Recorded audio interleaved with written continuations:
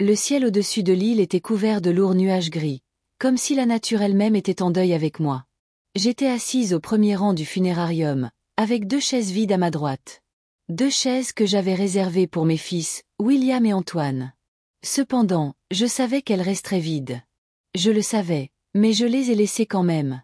Peut-être par un fol espoir de mère qui ne meurt jamais complètement, peu importe les efforts des enfants pour le tuer. Le cercueil contenant le corps de Théodore était fermé, comme il l'avait demandé. Mon mari n'avait jamais aimé être le centre de l'attention, même le jour de ses propres funérailles. Sur le cercueil reposait une photographie encadrée de Théo, souriant avec en arrière-plan la Côte d'Opale, son lieu de vacances préféré.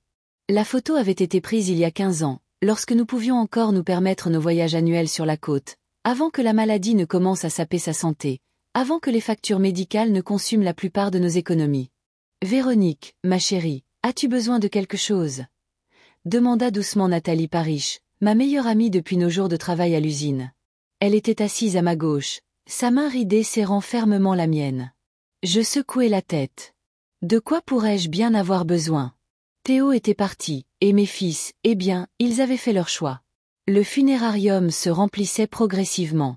La plupart des gens étaient nos anciens collègues de l'usine automobile des Automobiles du Nord, où j'avais travaillé comme comptable pendant 35 ans et où Théo avait été ingénieur. Certains étaient venus de loin malgré leur âge et leur santé. Étienne Roland, notre ami de longue date et l'avocat de l'usine, entra en boitillant sur ses jambes fragiles, s'appuyant sur une canne. Béatrice Toussaint, qui avait été mon assistante et était maintenant la chef comptable, vint avec son mari. Même Samuel Morin, l'ancien directeur de l'usine, avait pris l'avion depuis la Côte d'Azur, où il vivait depuis quelques années. Je regardais leurs visages, vieillis, profondément ridés, aux yeux ternes, mais familiers. Ils étaient ma vraie famille, même si aucun d'entre eux ne m'était lié par le sang. La porte de la salle funéraire s'ouvrit à nouveau, et mon cœur manqua un battement. Mais ce n'étaient que les Carpentier, nos voisins. Je me détournai, honteuse de mon fol espoir. « Ils ne viendront pas, » murmurai-je à Nathalie. « Je sais, ma chérie, » serra-t-elle ma main encore plus fort. « Mais nous sommes là, nous tous. » La cérémonie commença à 11 heures précises. Le prêtre parla de la vie de Théodore, de sa gentillesse, de son travail acharné, de notre amour qui avait résisté à 42 ans de mariage. J'écoutais d'une oreille distraite. Ces mots, bien que vrais, semblaient vides sans mes fils, sans leur présence, sans leur adieu à leur père qui, malgré tout, les a aimés jusqu'à son dernier souffle. Mon souvenir me ramena 10 ans en arrière, lorsque notre famille commença à se désagréger. C'était l'été 2015. William avait 34 ans à l'époque, déjà marié à Vanessa, et père de mon premier petit-fils, Léo. Antoine avait 31 ans et venait de se fiancer à Jeanne. Mes 2 fils travaillaient dans l'informatique et rêvaient de créer leur propre entreprise. Un soir, ils sont venus nous voir, Théo et moi, avec une idée de génie, créer une application d'essayage virtuel. Pour commencer, ils avaient besoin de fonds qu'ils n'avaient pas. Les banques refusaient de leur accorder un prêt et les investisseurs ne croyaient pas au projet. « Maman, papa, » dit William, assis à notre table de cuisine. « On a tout bien réfléchi. Si vous vendez cette maison, vous aurez assez d'argent pour le capital de départ. Vous pourrez déménager dans un appartement plus petit, ce qui sera plus pratique pour vous, et dans quelques années, quand l'entreprise décollera, on vous achètera une maison encore plus belle. » Théo me regarda, attendant ma réaction. Cette maison était notre refuge, notre forteresse, que nous avions achetée jeune et remboursée pendant 20 longues années. Nos fils y étaient nés et y avaient grandi, et tous nos souvenirs y étaient conservés. « Non, » dis-je fermement. « Cette maison n'est pas à vendre. »« Mais maman, » s'exclama Antoine, « c'est notre seule chance. Tu veux qu'on travaille pour quelqu'un d'autre toute notre vie ? » « Je veux que vous soyez réaliste, » répondis-je. « Votre projet est trop risqué. S'il échoue, nous nous retrouverons tous sans toi. »« Tu ne crois tout simplement pas en nous, » cria William. « Tu n'y as jamais cru. » Théo tenta de calmer ses fils, suggérant qu'ils cherchent d'autres sources de financement, peut-être en les aidant avec une partie de l'argent, mais sans vendre la maison. Mais ils ne voulurent rien entendre. C'était une trahison. « Très bien, » dit froidement Antoine en se levant de table. « Maintenant, nous savons à quel point vous nous soutenez. » Ils partirent en claquant la porte derrière eux. Une semaine plus tard, William appela pour dire qu'il avait trouvé un investisseur et qu'il n'avait plus besoin de notre aide. Cela aurait dû être une bonne nouvelle, mais il y avait un ton glacial dans sa voix qui ne s'est jamais complètement dissipé. Leur entreprise a bien démarré, mais a fait faillite après 1 an et demi. La start-up ne pouvait pas rivaliser avec les plus grands acteurs du marché. Ni William ni Antoine n'ont jamais admis que j'avais eu raison dans mes craintes. Au contraire, ils semblaient nous reprocher de ne pas leur avoir donné assez d'argent pour développer l'entreprise à un niveau compétitif. Depuis lors, notre relation était devenue formelle et froide. Les filles s'appelaient pour les fêtes, amenaient parfois les petits-enfants, mais il n'y avait plus de véritable proximité. Théo souffrait de cet éloignement, essayant constamment de reconstruire les ponts. Il les appelait, les invitait à dîner, envoyait des cadeaux à ses petits-enfants. Après plusieurs tentatives de réconciliation rejetées, je me suis repliée sur moi-même, acceptant la situation telle qu'elle était. La voix du prêtre me ramena à la réalité. Il demanda à tous ceux qui le souhaitaient de dire quelques mots sur Théodore. Un par un, ses amis et collègues se levèrent et partagèrent des histoires sur sa gentillesse, son professionnalisme et son sens de l'humour. J'écoutais et hochais la tête, les larmes coulant sur mes joues. Oui, c'était bien mon Théo. Quand mon tour vint, j'eus du mal à me lever. Mes jambes tremblaient. Ma voix se brisait, mais je devais le dire. Théodore était la meilleure personne que j'ai jamais connue, commençai-je. C'était un mari aimant, un père attentionné, un ami loyal. Il ne gardait jamais rancune, cherchait toujours des moyens de faire la paix, même quand d'autres avaient abandonné. Je fis une pause, regardant les chaises vides au premier rang. Théo a cru jusqu'à la fin que notre famille serait de nouveau réunie. C'était son dernier espoir. Après la cérémonie, tout le monde se dirigea vers le cimetière. Une pluie fine tombait, mais personne ne partit. Ces gens, mes amis, sont restés à mes côtés jusqu'à la fin, jusqu'à ce que le cercueil soit descendu en terre, jusqu'à ce que les premières poignées de terre tombent sur le couvercle avec un bruit sourd. Quand tout fut terminé, Nathalie et quelques autres amis me ramenèrent à la maison. Ils aidèrent à organiser la collation funéraire, mirent la table et apportèrent de la nourriture qu'ils avaient préparée eux-mêmes. Personne ne voulait me laisser seule ce jour-là. Le temps s'étirait lentement. Les gens parlaient, mangeaient et se remémoraient Théo, tandis que j'étais assise dans mon fauteuil, hochant la tête et souriant mécaniquement quand il le fallait. À l'intérieur, je me sentais vide, et ni les mots de sympathie ni le soutien amical ne pouvaient combler ce vide. Le soir, tout le monde était parti, sauf Nathalie, qui insista pour rester avec moi pour la nuit. Nous étions assises dans la cuisine à boire du thé, et le silence entre nous était confortable, comme il ne peut l'être qu'entre de très vieux amis. « As-tu regardé ton téléphone ?» demanda-t-elle finalement. Je secouai la tête. « Il n'y a rien, Nathalie. »« Tu n'en sais rien. » Je soupirai et sortis mon téléphone de ma poche. Il y avait une notification pour 2 nouveaux messages. Mon cœur me trahit et se mit à battre plus vite à nouveau. Le premier message était de William. « Maman, désolé de ne pas avoir pu venir. Nous avons une présentation très importante pour des clients qui déterminera l'avenir de l'entreprise. On n'a tout simplement pas le temps pour tes tragédies en ce moment. Léo te passe le bonjour. » Le second était d'Antoine. « Maman, comment vas-tu? Jeanne et moi sommes très occupés et n'avons pas pu nous libérer. Comment comptes-tu diviser l'héritage? William et moi devons planifier notre budget. » Je tendis le téléphone à Nathalie. Elle lut les messages et son visage se crispa de colère. « Ces ingrats » commença-t-elle mais ne finit pas. « Véronique, ma chérie, tu n'es pas obligée de leur laisser quoi que ce soit. Rien. » Je repris le téléphone et le posai face contre la table. « Tu sais ce qui est le plus triste, Nathalie? Théo a espéré jusqu'à son dernier jour qu'il changerait. Chaque fois que son état empirait, il me demandait d'appeler les garçons. Il voulait les voir avant de mourir. Il voulait faire la paix. Et ils ne sont pas venus, dit doucement Nathalie. Non. William a dit qu'il avait une réunion qu'il ne pouvait pas annuler. Antoine a promis de passer le week-end, mais il n'est jamais venu. Théo est mort un mardi matin, sans jamais les revoir. Je regardais la photo sur le mur. Notre famille, il y a 10 ans, avant la dispute, avant l'éloignement. Nous sourions tous, debout devant la côte d'Opale. Théodore avait son bras autour de mes épaules. William et Antoine se tenaient à côté de nous avec leurs femmes, et le petit Léo était assis sur les épaules de son père. « Que vas-tu faire ?» demanda Nathalie. Je détournai les yeux de la photo et la regardai. Le lendemain des funérailles me accueillit avec un silence assourdissant. Pendant près de 43 ans, je m'étais réveillée au son des bruits que faisait Théodore. Son ronflement léger, le frottement de ses chaussons sur le sol, le tintement des tasses dans la cuisine. Maintenant, tous ces sons avaient disparu, laissant derrière eux un vide oppressant. Nathalie était partie il y a environ 1 heure, me faisant promettre de l'appeler si j'avais besoin de quoi que ce soit. J'ai promis, sachant que je n'appellerais pas. Je ne voulais pas être un fardeau. Toutes ces années, j'avais été une femme forte, gérant les problèmes par moi-même. Je pouvais le faire maintenant. Je sortis du lit et me dirigeai lentement vers la cuisine. Je fis du café.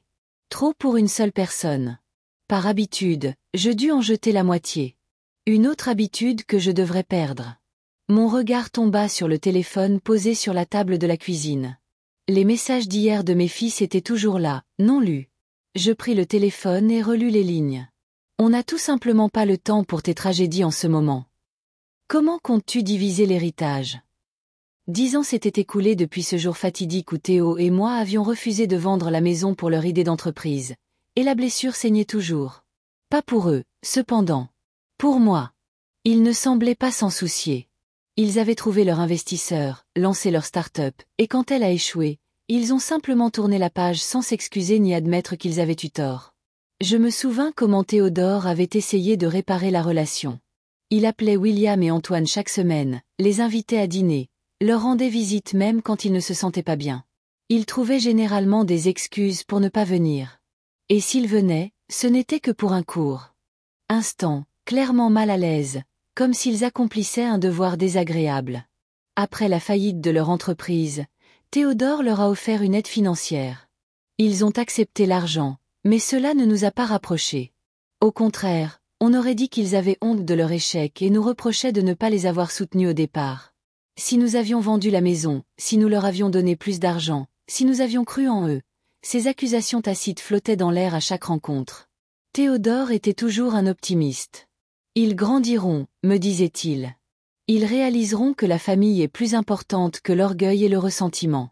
Donne-leur du temps, Véronique. Mais le temps passait et rien ne changeait. Notre relation avec nos fils restait formelle et tendue. Nous échangions des cartes de vœux, de rares appels téléphoniques, et parfois ils amenaient leurs petits-enfants, 3 garçons et 2 filles que je connaissais à peine. Quand Théodore est tombé malade il y a 2 ans, j'ai pensé que cela changerait les choses, que la prise de conscience de leur perte imminente les ferait réévaluer leur relation avec nous. Je les ai appelés, leur ai parlé de chaque détérioration de l'état de Théo, leur ai demandé de venir. Ils promettaient, mais trouvaient toujours des raisons de reporter. Le travail, les enfants, d'autres engagements. Le dernier mois, quand il est devenu clair que Théodore n'en avait plus pour longtemps, je les ai appelés presque tous les jours. William est finalement venu, a passé environ 1 heure avec son père, et est parti, prétextant une réunion importante. Antoine n'a jamais trouvé le temps. Quand Théodore est mort, j'ai appelé mes 2 fils. Tous 2 ont exprimé leurs condoléances et promis de venir aux funérailles, et aucun n'a tenu sa promesse. Le téléphone dans ma main vibra, interrompant le flot de mes souvenirs. Un nouveau message d'Antoine. Maman, William et moi avons besoin de savoir quand aura lieu la lecture du testament. L'avocat t'a-t-il déjà contacté ? Je posai le téléphone sans répondre. Le testament, l'héritage, c'est ce qui les préoccupait maintenant. Pas ma perte, pas ma solitude, pas comment j'allais vivre sans Théodore, seulement l'argent. Mais ils étaient si différents avant. William, mon aîné, avait toujours été un enfant sérieux et responsable. Il m'aidait avec les tâches ménagères, protégeait son jeune frère des brutes et obtenait d'excellentes notes. Antoine était plus insouciant, mais gentil et sensible. Il ramenait des chatons errants, donnait son argent de poche aux mendiants et pleurait devant les films tristes. Qu'est-il arrivé à ces garçons ? Quand sont-ils devenus des hommes calculateurs et froids pour qui l'argent est devenu plus important que les liens familiaux ? C'était peut-être de ma faute. Peut-être avais-je fait quelque chose de mal en les élevant. Ou est-ce simplement la vie qui change les gens, pas toujours pour le meilleur ? Le téléphone sonna, interrompant mes pensées. Je jetai un œil à l'écran. Nathalie. Comment vas-tu, ma chérie ? Demanda-t-elle sans préambule. Je suis en vie, répondis-je sèchement. Je vais passer. J'apporte le déjeuner. Et ne discute pas, ajouta-t-elle avant que je puisse protester. Nathalie était comme ça depuis notre rencontre il y a 36 ans, quand j'ai commencé à travailler à l'usine. Décidée, directe et n'acceptant jamais un non comme réponse. Elle avait 5 ans de plus que moi, mais semblait plus énergique que beaucoup de jeunes. Veuve depuis 15 ans, elle ne s'est pas laissée sombrer dans le désespoir, mais s'est jetée dans son travail et ses activités bénévoles. J'avais toujours admiré sa force d'esprit. D'accord, accepté-je. Je t'attends. Nathalie arriva vers midi avec des boîtes de plats faits maison et un sac de courses.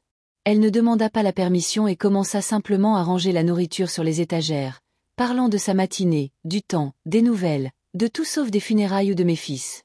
J'étais assise à table, la regardant, et je sentis soudain une vague de gratitude. Nathalie n'avait pas à s'occuper de moi. Elle avait sa propre vie, ses propres enfants et petits-enfants, ses propres problèmes, mais elle était là avec moi quand mes propres fils ne trouvaient pas le temps. Nathalie, dis-je, interrompant son monologue sur la hausse des prix au supermarché. Merci. Elle se retourna, haussant les sourcils de surprise. Pourquoi? Pour être là, pour t'en soucier. Nathalie fit un geste de la main. Ne sois pas idiote. On a traversé tellement de choses ensemble. Tu te souviens comment tu m'as aidé après la mort de François? Je n'aurais pas pu m'en sortir sans toi. Je me souvenais. Nathalie avait été complètement dévastée à l'époque. Je venais la voir tous les jours, je cuisinais, je nettoyais, je restais juste assise là, tout comme elle le faisait pour moi maintenant. Merci quand même, répétai-je. Nathalie se figea soudainement et me regarda attentivement. Ont-ils appelé? Demanda-t-elle, et je n'eus pas besoin de préciser de qui elle parlait. Antoine a envoyé un message. Je fis un signe de tête vers mon téléphone. Il demande pour le testament. Nathalie renifla. Bien sûr. A-t-il demandé comment tu allais? Il l'a fait hier. C'est tout. Je haussai les épaules. Que pouvais-je dire d'autre? Nathalie secoua la tête mais ne dit rien. Elle sortit une bouteille de vin du sac. Je me suis dit qu'on en aurait bien besoin toutes les deux. Je souris faiblement. Théodore n'approuvait pas l'alcool, alors je n'avais presque rien bu ces dernières années. Mais à ce moment précis, un verre de vin semblait tout indiquer. Nathalie ouvrit la bouteille, versa le vin dans des verres, et nous nous assîmes à table. Nous restâmes silencieux un moment, sirotant notre vin et pensant à nos propres pensées. « As-tu déjà contacté Étienne ?» demanda finalement Nathalie. Étienne Roland était notre avocat. De famille et un ami de Théodore depuis l'école. Il avait rédigé le testament de Théo et le mien. « Pas encore, répondis-je. Je pense que je l'appellerai demain. Tu veux que je vienne avec toi? Je hochai la tête, me sentant soulagée. La pensée de devoir gérer seule les questions juridiques me terrifiait. Si ça ne te dérange pas trop. Ne sois pas idiote, interrompit Nathalie. Bien sûr que je viendrai. Et de toute façon, Véronique, tu dois comprendre une chose. Tu n'es pas seule. Tu as des amis qui t'aiment et qui te soutiendront toujours. Je sentis les larmes monter à mes yeux. J'avais tenu bon toute la journée, sans me permettre de pleurer. Mais maintenant, le barrage en moi se brisa. Je pleurais doucement, sans sanglots ni reniflements, juste des larmes coulant sur mes joues, et je ne pouvais pas les arrêter. Nathalie se leva, fit le tour de la table et me serra dans ses bras. Elle ne dit aucune phrase de réconfort banal comme « tout ira bien » ou « le temps guérit toutes les blessures ». Elle se tenait juste là, me tenant par les épaules, et c'était suffisant. Quand les larmes s'arrêtèrent enfin, je me reculai et m'essuyai les yeux avec une serviette en papier. « Je suis désolée, murmurai-je. Je ne sais pas ce qui m'a pris. » Tu avais besoin de pleurer, dit simplement Nathalie. C'est normal, Véronique. Tu as perdu ton mari. Je hochai la tête, regardant par la fenêtre le ciel gris de l'île. La journée tirait à sa fin, les ombres s'allongeaient. Un autre jour sans Théodore, le premier de nombreux. Je ne sais même pas quoi faire maintenant, admis-je. Comment continuer? Un jour à la fois, répondit Nathalie. Ce sera très dur au début. Puis ça deviendra un peu plus facile, puis encore plus facile. Crois-moi, je suis passée par là. Je savais qu'elle avait raison. Le temps ne guérit pas complètement, mais il émousse la douleur, la rend plus supportable. Mais maintenant, dans les premiers jours après la perte, cette connaissance n'offrait aucun réconfort. Nous avons mangé la nourriture que Nathalie avait apportée, regardé un peu la télé, une émission de cuisine inoffensive qui ne demandait pas beaucoup d'attention. Puis elle a commencé à se préparer à rentrer chez elle. « Tu es sûre que ça ira ?» demanda-t-elle, debout dans l'embrasure de la porte. « Je peux rester une autre nuit. » « Non, ça va. Je secouai la tête. Tu dois rentrer chez toi. Tu as des choses à faire. Appelle-moi si tu as besoin de quoi que ce soit. N'importe quand. Je le ferai. En fermant la porte derrière Nathalie, je retournai dans le salon et m'assis dans le fauteuil de Théodore. Il gardait encore la forme de son corps, et je fermai les yeux un instant, imaginant qu'il était là, à côté de moi. Le téléphone vibra à nouveau. Cette fois, c'était un appel, pas un message. William. J'hésitai quelques secondes avant de répondre. Allô, maman. Salut. La voix de mon fils semblait affairée et un peu impatiente. Comment vas-tu? Bien, répondis-je sèchement. Bien. Écoute, Antoine et moi avons discuté. Nous devons nous voir pour discuter, eh bien, tu sais, des questions d'organisation. Quelles questions, William? Il hésita une seconde. Eh bien, l'héritage de papa, la maison. Tu ne vas pas vivre là-dedans toute seule, n'est-ce pas? C'est trop grand pour une personne et c'est cher à entretenir. Je serrai le téléphone si fort que mes jointures blanchirent. Ton père a été enterré hier, William. Hier. Et tu veux déjà discuter de la vente de notre maison? Maman, je suis juste pragmatique, dit-il sur la défensive. Papa est parti. Tu dois penser à l'avenir. Antoine et moi voulons juste aider. Aider? Répétai-je. Comment avez-vous aidé hier en ne venant pas aux funérailles? Je t'ai expliqué. J'avais une présentation importante. Plus importante que les funérailles de ton père? Il y eut une pause. Maman, ne parlons pas de ça maintenant. Tu es contrariée. Je comprends. Mais nous devons vraiment nous voir et tout discuter. Peut-être ce week-end. Je fermai les yeux, me sentant épuisée, pas physiquement, mais émotionnellement. J'étais fatiguée de cette relation, de cette comédie, de ces formalités. D'accord, William. Samedi à 14 heures. Tu peux le dire à Antoine. Super. Il se ranima notablement. À samedi. Puis il raccrocha sans même dire au revoir. Je restai là, fixant l'écran vide de mon téléphone, sentant quelque chose en moi se briser complètement. Le dernier fil qui me reliait à mes fils, que Théodore avec ses tentatives infinies de réparer notre relation avait maintenu, venait de se rompre. Maintenant, tout ce qui restait entre nous, c'était l'héritage. La seule chose qui les intéressait. Je me souvins comment, il y a 10 ans, ils étaient assis à cette même table de cuisine, essayant de nous convaincre de vendre la maison pour leur idée d'entreprise. J'avais refusé alors parce que j'avais peur du risque. Peur de perdre le toit au-dessus de ma tête. Maintenant, ils voulaient que je vende la maison à nouveau, mais cette fois pour leur propre bénéfice direct. L'histoire se répétait, mais cette fois, Théodore n'était pas là pour arrondir les angles, pour chercher des compromis. Cette fois, j'étais seule contre deux. Je me levai et traversai la maison qui avait été le refuge de Théo et moi pendant 40 ans. Chaque pièce contenait des souvenirs. C'est ici que Théodore m'a demandé en mariage. C'est ici que nous avons ramené William de la maternité. C'est ici qu'Antoine a fait ses premiers pas. C'est ici que nous avons célébré les diplômes, les anniversaires. Mais il y avait aussi d'autres souvenirs, ceux des appels de Nathalie. Des réunions avec d'anciens collègues, des soirées passées avec des amis. Des gens qui avaient toujours été là pour moi, dans les bons comme dans les mauvais moments. Et soudain, j'ai compris. Une vraie famille, ce ne sont pas nécessairement les gens auxquels on est lié par le sang. Une vraie famille, ce sont les gens qui sont là pour vous quand vous en avez besoin, qui vous soutiennent sans rien demander en retour, qui vous aiment simplement pour qui vous êtes. J'avais une famille. Nathalie, Étienne, Béatrice, Samuel et les autres amis qui étaient venus dire un dernier adieu à Théodore. Ils ne m'avaient pas abandonné. Ils n'avaient pas balayé mon chagrin d'un revers de la main. Ils n'avaient pas commencé à penser à l'héritage alors que le corps était encore chaud. Je retournai dans le salon et pris le téléphone. J'écrivis un court message à Nathalie. Merci pour aujourd'hui. J'appellerai Étienne demain pour un rendez-vous. La réponse arriva presque instantanément. De rien, ma chérie. Je suis là pour toi. 4 mots simples, mais qui signifiaient plus pour moi que toutes les condoléances formelles de mes fils. Je suis là pour toi. C'est ça, être une famille.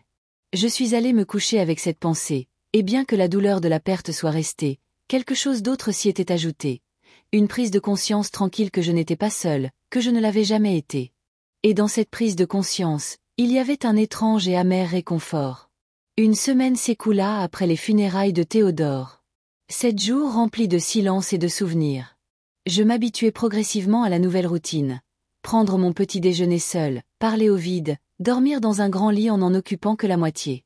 Nathalie passait presque tous les jours, parfois avec de la nourriture, parfois juste pour discuter. Quelques autres anciens collègues appelaient et passaient pour prendre de mes nouvelles. Leur sollicitude était réconfortante, mais ne pouvait combler le vide laissé par Théodore. Je n'avais pas eu de contact avec mes fils depuis cette conversation avec William. Je n'avais pas la force pour une autre séance de politesse froide et d'allusions voilées à l'héritage. Je savais qu'il venait samedi et j'essayais de me préparer mentalement à la rencontre. Ce jour-là, je me suis réveillée tôt, avant 7 heures du matin. Le soleil commençait à peine à se lever à l'horizon, sa douce lumière filtrant à travers les rideaux et créant des motifs sur le mur de la chambre. Je suis restée allongée longtemps, à regarder les motifs, incapable de me lever. Théodore se levait toujours le premier, faisait le café, parfois même le petit déjeuner. Maintenant, ces rituels matinaux n'étaient plus que des souvenirs. Finalement, je me suis forcée à me lever. J'ai pris une douche, je me suis habillée et je suis descendue à la cuisine. J'ai préparé mécaniquement du café et grillé du pain. J'ai mangé sans appétit, simplement parce que je devais garder mes forces. Après le petit déjeuner, j'ai décidé de ranger un peu avant l'arrivée de mes fils. Ce n'était pas que la maison était en désordre. Je la gardais propre même les jours les plus difficiles. C'était plus une tentative de m'occuper, d'éloigner mes pensées de la conversation à venir. Vers 10 heures du matin, alors que j'époussetais les étagères de la bibliothèque dans le salon, la sonnette retentit. Je me figeai. Mes fils avaient promis d'arriver à 14 heures, et il restait encore 4 heures. Qui pouvait bien venir à cette heure? La sonnette retentit à nouveau, plus insistante. Je posai le plumeau et allai ouvrir la porte. Ils étaient là, sur le seuil. William et Antoine avec leurs femmes, Vanessa et Jeanne. Tous les 4 avaient une apparence impeccable. Vêtements chers, coiffures soignées, sourires retenus sur leurs visages. C'était comme s'ils venaient à une réunion d'affaires, pas pour rendre visite à une mère qui avait perdu son mari. « Maman !» William s'avança et me serra maladroitement dans ses bras. « On a décidé de venir plus tôt pour passer plus de temps avec toi. » Je ne répondis pas à son étreinte, restant juste là, sentant son parfum de Cologne cher remplir mes narines. « Vous ne m'avez pas prévenu, dis-je quand il se recula. On voulait te faire une surprise, intervint Vanessa avec un sourire forcé. Elle avait toujours été belle, grande, mince, avec des cheveux blonds impeccables parfaitement coiffés. Aujourd'hui, elle portait une simple robe noire, trop formelle pour une visite décontractée, mais parfaite pour discuter d'héritage. « Salut, maman !» Antoine me serra aussi dans ses bras, tout aussi formellement que son frère. Sa femme, Jeanne, hocha simplement la tête. Elle avait toujours été plus réservée que Vanessa, préférant observer de loin, n'intervenant que lorsque c'était nécessaire. Je m'écartai pour les laisser entrer. J'avais envie de leur claquer la porte au nez, de leur dire de partir et de ne pas oser parler d'héritage alors que le corps de Théodore était encore chaud dans sa tombe. Mais je ne pouvais pas. Peu importe à quel point ils étaient froids et calculateurs, ils restaient mes fils, ma chair et mon sang. « Entrez dans la cuisine, dis-je. Je vais mettre la bouilloire en marche. » Ils me suivirent, regardant autour d'eux comme s'ils évaluaient la propriété. Je pouvais presque sentir physiquement leurs yeux sur les meubles, les tableaux, les objets que Théodore et moi avions collectionnés toute notre vie. « Rien n'a changé, » remarqua William, s'asseyant à la table de la cuisine. La même table où il y a 10 ans, nous avions refusé de vendre la maison pour leur entreprise. « Pourquoi changer quelque chose qui nous convient ?» répondis-je, mettant la bouilloire sur le feu. « C'est juste si démodé, » dit Vanessa, passant son doigt sur le plateau en bois comme pour vérifier la poussière. Je ne dis rien, sortant les tasses du placard. Les tasses que Théodore et moi avions achetées il y a 30 ans dans une petite boutique du centre de l'île. Elles étaient un peu usées, avec de petites fissures dans l'émail, mais je les aimais. Elles contenaient des souvenirs. « Comment vas-tu, maman ?» demanda Antoine, essayant de paraître concerné. « Bien, » répondis-je sèchement, posant les tasses sur la table. « Tu dois te sentir seule dans une si grande maison, » remarqua Jeanne, échangeant un regard avec son mari. Voilà, la première allusion. Je sentis une vague d'amertume monter en moi, mais je la retins. Pas maintenant. J'ai des amis, dis-je. Ils viennent souvent. C'est bien, mais quand même, commença William. Mais je l'interrompis, posant la théière sur la table avec une telle force que du thé se renversa. « Pourquoi êtes-vous venu en avance ?» demandai-je sans détour. Quelle était l'urgence? William et Antoine échangèrent un regard. Vanessa rajusta nerveusement ses cheveux. Jeanne baissa les yeux. « On s'inquiétait pour toi », commença William. Mais je pouvais voir le mensonge dans ses yeux. C'était le même mensonge que je voyais quand il avait 14 ans et m'assurait qu'il n'avait pas fumé avec ses amis après l'école. Vraiment. Je m'assis en face d'eux, croisant les bras sur la table. Et c'est pour ça que vous n'êtes pas venu à l'enterrement de votre père. Il y eut une lourde pause. William se racla la gorge. Maman, on a déjà expliqué. On avait des affaires importantes qu'on ne pouvait pas annuler. Plus importantes que de dire adieu à votre père? Tu ne comprends pas, intervint Antoine. On a une entreprise, des obligations, des clients. On ne peut pas tout laisser tomber du jour au lendemain. Du jour au lendemain? Je sentis le sang me monter au visage. Votre père était mourant pendant des jours. Je vous ai appelé pendant des semaines, vous suppliant de venir pendant qu'il pouvait encore vous reconnaître. Vous avez toujours trouvé des excuses. Maman, ne parlons pas de ça maintenant. William leva les mains dans un geste conciliant. On n'est pas venu ici pour se disputer. Alors pourquoi êtes-vous venu? Je le regardai droit dans les yeux. Sois honnête, William. Pour une fois dans ta vie. Il soutint mon regard quelques secondes, puis détourna les yeux. On voulait discuter de questions pratiques, dit-il finalement. La maison, l'héritage de papa. Tu comprends que ces questions doivent être résolues d'une manière ou d'une autre. Voilà. Direct et sans fioriture. Je ressentis un étrange soulagement. Au moins, maintenant, nous étions honnêtes l'un avec l'autre. Et comment proposez-vous de les résoudre? Demandai-je calmement. Trop calmement. William se ranima un peu, sentant que la conversation devenait plus professionnelle. Antoine et moi en avons discuté et avons décidé que la chose la plus sensée serait de vendre la maison. Tu pourrais acheter quelque chose de plus petit, peut-être un appartement dans un quartier agréable. Le reste de l'argent pourrait être partagé entre nous trois. Ou tu pourrais emménager avec l'un de nous, intervint Vanessa, bien qu'il fût clair d'après son expression qu'elle n'aimait pas du tout l'idée. On a plein de place. Je restai assise en silence, les regardant, mes fils et leurs femmes, assis à ma table dans ma maison, planifiant ma vie et se partageant de l'argent qu'ils n'avaient même pas encore reçu. Et si je ne veux pas vendre la maison? Demandai-je finalement. William fronça les sourcils. Maman, sois raisonnable. Tu as 67 ans et tu es seule. Pourquoi as-tu besoin d'une si grande maison? C'est cher à entretenir et les réparations coûteront encore plus cher. Ce n'est tout simplement pas pratique. Pas pratique, répétai-je. Tout comme il y a 10 ans quand vous vouliez qu'on vende la maison pour votre entreprise. C'est complètement différent, dit sèchement Antoine. Il s'agit de ton bien-être. Et de vos poches, ajoutai-je. Tu es injuste, fit la moue Vanessa. On pense à toi. Je ris, un rire bref et sans humour. Vraiment? Et c'est pour ça que vous êtes venu discuter de la vente de la maison une semaine après les funérailles? Véronique, m'adressa Jeanne par mon prénom pour la première fois. Pas, maman. Nous comprenons tous que tu traverses une période difficile, mais la vie continue et nous devons penser à l'avenir. Votre avenir? Précisai-je. Notre avenir, corrigea William. Nous sommes une famille, tu te souviens? Une famille, fis-je écho. Une famille va aux enterrements. Une famille se soutient dans les moments de deuil. Une famille ne compte pas l'argent sur une tombe fraîche. Un lourd silence tomba. Je pouvais voir que mes paroles les avaient blessés, mais pas de la manière dont elles auraient dû.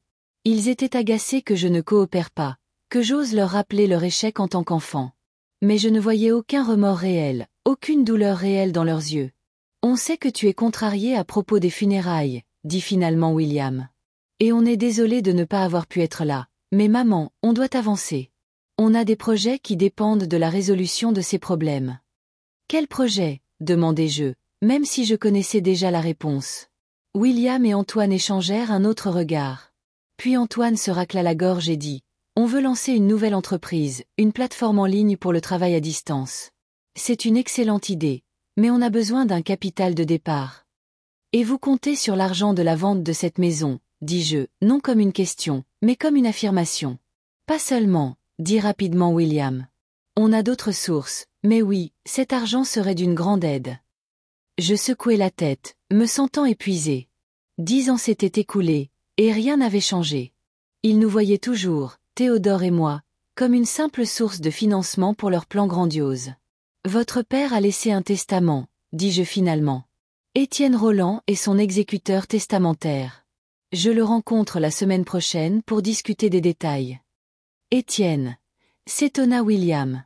Ce vieil homme travaille encore. C'était l'ami de ton père pendant 40 ans, et oui, il exerce toujours. Bon, d'accord, hocha la tête Antoine. On pourrait venir avec toi à la réunion. Non. Je secouai la tête. J'irai seule, ou avec Nathalie. Je vous tiendrai au courant quand tout sera clair. Vanessa ouvrit la bouche, clairement sur le point de protester, mais William posa sa main sur son genou, l'arrêtant. Comme tu voudras, maman, dit-il. Mais promets-nous de nous dire tout de suite ce qu'Étienne décidera. Je hochai la tête, ne faisant pas confiance à ma voix. À l'intérieur, c'était une tempête d'émotions. Colère, déception, chagrin. Mais je ne pouvais pas, ne voulais pas le montrer à mes fils. Ils ne méritaient pas de voir ma douleur. Maintenant, si ça ne vous dérange pas, dis-je en me levant de table. J'aimerais me reposer. La journée a été épuisante. Mais on vient d'arriver, objecta Vanessa. Et nous avons déjà tout dit, dis-je en la regardant froidement. N'est-ce pas? Ils se levèrent à contre-cœur. Je les accompagnai jusqu'à la porte, écoutai leur au revoir formel et acceptai leurs étreintes maladroites. Quand la porte se referma derrière eux, je m'appuyai contre elle et fermai les yeux, sentant mes forces m'abandonner. Je ne sais pas combien de temps je suis restée là. Peut-être 1 minute, peut-être 1 heure. Des fragments de conversation tourbillonnaient dans ma tête, les visages de mes fils, leurs regards avides évaluant la valeur de la maison. Finalement, je rassemblai mes forces et retournai à la cuisine. Je m'assis à table, fixant les tasses de thé à moitié finies. Chaque tasse se trouvait là où l'un de mes invités avait été assis. Le thé avait refroidi, comme mon cœur envers mes propres enfants. Ils n'avaient pas demandé comment j'allais. Ils n'avaient pas demandé si j'avais besoin d'aide. Ils n'avaient offert aucun soutien. Seulement l'argent, la maison, l'héritage. Je sortis mon téléphone et composai un numéro que je connaissais par cœur. Étienne, c'est Véronique. Nous devons nous voir dès que possible. Véronique. La voix d'Étienne semblait inquiète. Quelque chose s'est-il passé? Mes fils sont venus me voir. Ils veulent que je vende la maison. Ils vont lancer une nouvelle entreprise avec l'argent. Étienne fit une pause d'1 seconde, puis soupira. L'histoire se répète, hein? Oui. Je sentis ma gorge se serrer. Sauf que maintenant, Théo n'est plus là. Tu n'es pas seule, Véronique, dit doucement Étienne. Je peux passer demain. Ou tu peux venir chez moi si tu veux sortir de la maison. Je préfère venir chez toi, décidai-je. 11 heures du matin.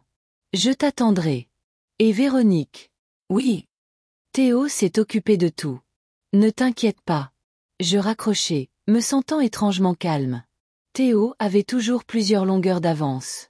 Il connaissait nos fils mieux qu'ils ne se connaissaient eux-mêmes, et il m'aimait assez pour me protéger même après sa mort. Je me levai et commençai à débarrasser les tasses de la table. Une par une, méthodiquement et calmement, je vidai le thé froid, lavai les tasses, les séchai et les rangeai. Des gestes simples et familiers qui me redonnaient le contrôle de ma vie.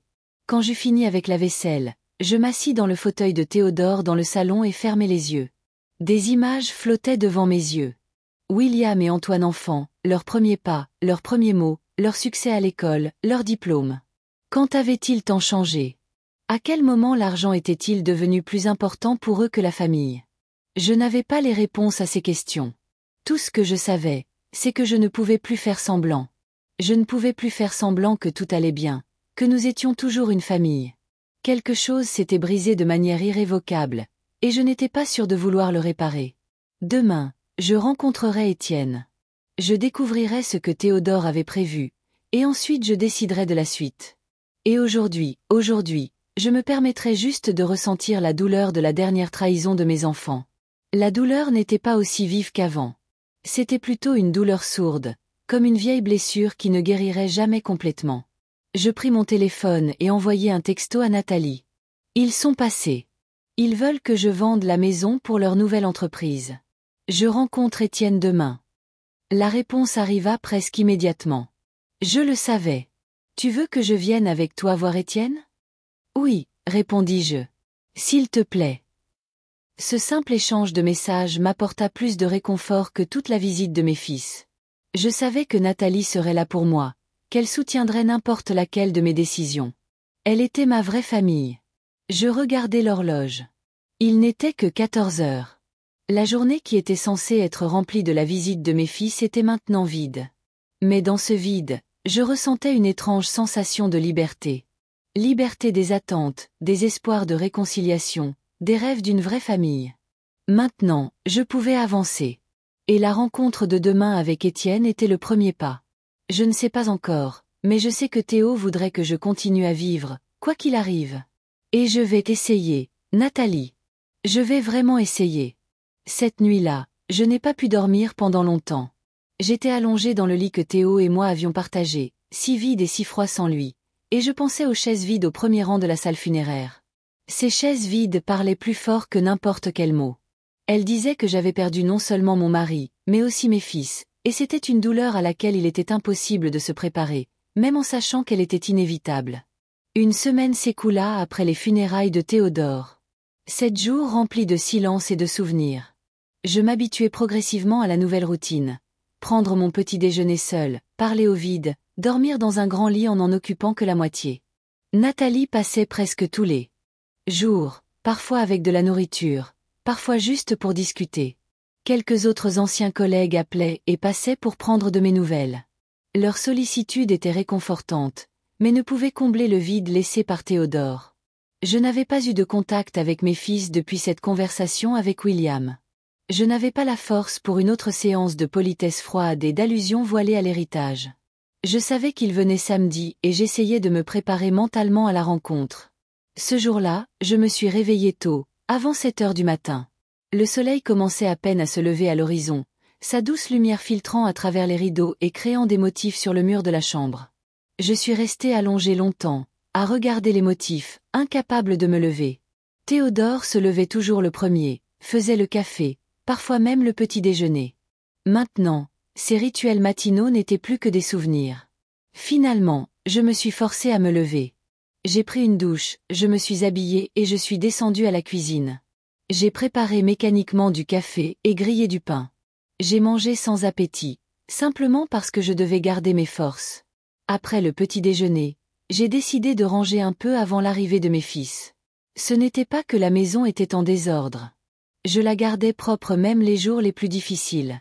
C'était plus une tentative de m'occuper, d'éloigner mes pensées de la conversation à venir.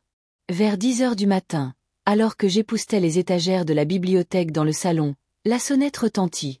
Je me figeai. Mes fils avaient promis d'arriver à 14 heures, et il restait encore 4 heures. Qui pouvait bien venir à cette heure? La sonnette retentit à nouveau, plus insistante. Je posai le plumeau et allai ouvrir la porte. Ils étaient là, sur le seuil. William et Antoine avec leurs femmes, Vanessa et Jeanne. Tous les 4 avaient une apparence impeccable. Vêtements chers, coiffures soignées, sourires retenus sur leurs visages. C'était comme s'ils venaient à une réunion d'affaires, pas pour rendre visite à une mère qui avait perdu son mari. Maman. William s'avança et me serra maladroitement dans ses bras. On a décidé de venir plus tôt pour passer plus de temps avec toi. Je ne répondis pas à son étreinte, restant juste là, sentant son parfum de Cologne cher remplir mes narines. Vous ne m'avez pas prévenu, dis-je quand il se recula. On voulait te faire une surprise, intervint Vanessa avec un sourire forcé. Elle avait toujours été belle, grande, mince, avec des cheveux blonds impeccables parfaitement coiffés. Aujourd'hui, elle portait une simple robe noire, trop formelle pour une visite décontractée, mais idéale pour discuter d'héritage. Salut, maman. Antoine me serra aussi dans ses bras, tout aussi formellement que son frère. Sa femme, Jeanne, hocha simplement la tête. Elle avait toujours été plus réservée que Vanessa, préférant observer de loin, n'intervenant que lorsque c'était nécessaire. Je m'écartai pour les laisser entrer. J'avais envie de leur claquer la porte au nez, de leur dire de partir et de ne pas oser parler d'héritage alors que le corps de Théodore était encore chaud dans sa tombe. Mais je ne pouvais pas. Peu importe à quel point ils étaient froids et calculateurs, ils restaient mes fils, ma chair et mon sang. Entrez dans la cuisine, dis-je. Je vais mettre la bouilloire en marche. Ils me suivirent, regardant autour d'eux comme s'ils évaluaient la propriété. Je pouvais presque sentir physiquement leurs yeux sur les meubles, les tableaux, les objets que Théodore et moi avions collectionnés toute notre vie. Rien n'a changé, remarqua William, s'asseyant à la table de la cuisine, la même table où il y a 10 ans, nous avions refusé de vendre la maison pour leur entreprise. Pourquoi changer quelque chose qui nous convient? Répondis-je, mettant la bouilloire sur le feu. C'est juste si démodé, dit Vanessa, passant son doigt sur le plateau en bois comme pour vérifier la poussière. Je ne dis rien, sortant les tasses du placard. Les tasses que Théodore et moi avions achetées il y a 30 ans dans une petite boutique du centre de l'île. Elles étaient un peu usées, avec de petites fissures dans l'émail, mais je les aimais. Elles contenaient des souvenirs. « Comment vas-tu, maman » demanda Antoine, essayant de paraître concerné. « Bien » répondis-je sèchement, posant les tasses sur la table. « Tu dois te sentir seule dans une si grande maison » remarqua Jeanne, échangeant un regard avec son mari. Voilà, la première allusion. Je sentis une vague d'amertume monter en moi, mais je la retins. « Pas maintenant. J'ai des amis, dis-je. Ils viennent souvent. »« C'est bien. Mais quand même, » commença William, mais je l'interrompis, posant la théière sur la table avec une telle force que du thé se renversa. « Pourquoi êtes-vous venu en avance » demandai-je sans détour. Quelle était l'urgence? William et Antoine échangèrent un regard. Vanessa rajusta nerveusement ses cheveux. Jeanne baissa les yeux. « On s'inquiétait pour toi » commença William. Mais je pouvais voir le mensonge dans ses yeux. C'était le même mensonge que je voyais quand il avait 14 ans et m'assurait qu'il n'avait pas fumé avec ses amis après l'école. Vraiment. Je m'assis en face d'eux, croisant les bras sur la table. Et c'est pour ça que vous n'êtes pas venu à l'enterrement de votre père. Il y eut une lourde pause. William se racla la gorge. Maman, on a déjà expliqué. On avait des affaires importantes qu'on ne pouvait pas annuler. Plus importantes que de dire adieu à votre père? Tu ne comprends pas, intervint Antoine. On a une entreprise, des obligations, des clients. On ne peut pas tout laisser tomber du jour au lendemain. Du jour au lendemain? Je sentis le sang me monter au visage. Votre père était mourant pendant des jours. Je vous ai appelé pendant des semaines, vous suppliant de venir pendant qu'il pouvait encore vous reconnaître. Vous avez toujours trouvé des excuses. Maman, ne parlons pas de ça maintenant. William leva les mains dans un geste conciliant. On n'est pas venu ici pour se disputer.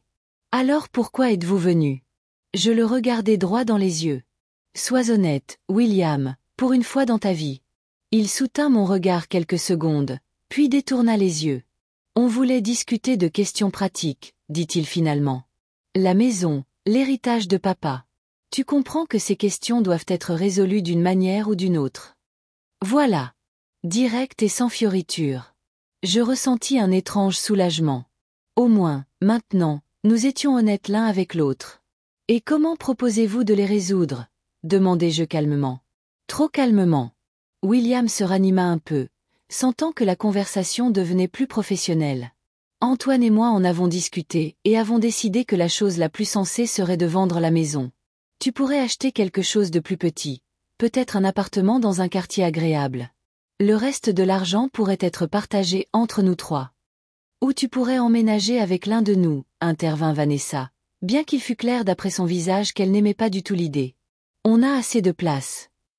Je restai assise en silence, les regardant. Mes fils et leurs femmes, assis à ma table dans ma maison, planifiant ma vie et se partageant de l'argent qu'ils n'avaient même pas encore reçu. Et si je ne veux pas vendre la maison? Demandai-je finalement.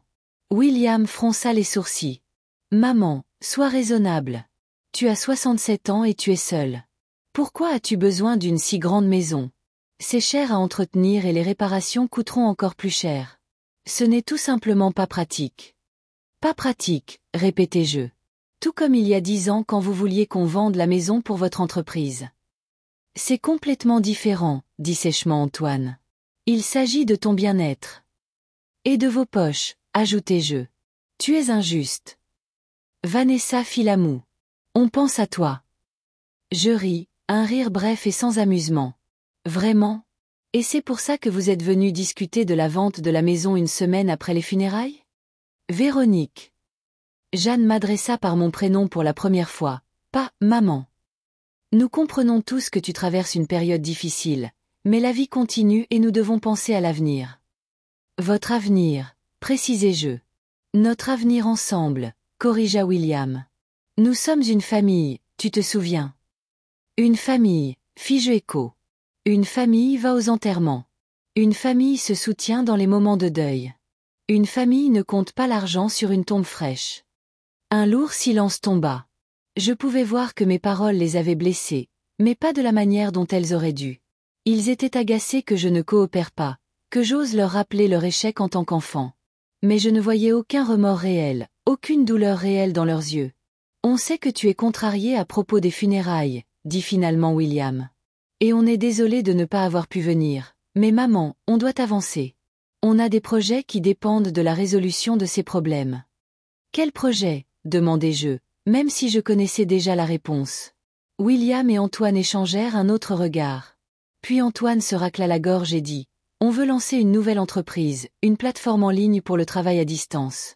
C'est une excellente idée, mais on a besoin d'un capital de départ. Et vous comptez sur l'argent de la vente de cette maison. » Je le dis, non comme une question, mais comme une affirmation. Pas seulement, dit rapidement William. On a d'autres sources, mais oui, cet argent serait d'une grande aide. Je secouai la tête, me sentant épuisé. 10 ans s'étaient écoulés et rien n'avait changé. Ils nous voyaient toujours, Théodore et moi, comme une simple source de financement pour leur plan grandiose. Votre père a laissé un testament, dis-je finalement. Étienne Roland est l'exécuteur testamentaire. Je le rencontre la semaine prochaine pour discuter des détails.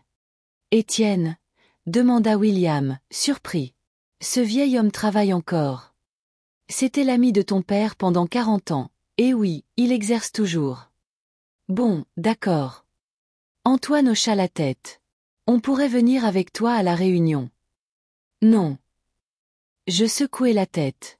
J'irai seul ou avec Nathalie. Je vous tiendrai au courant quand tout sera clair.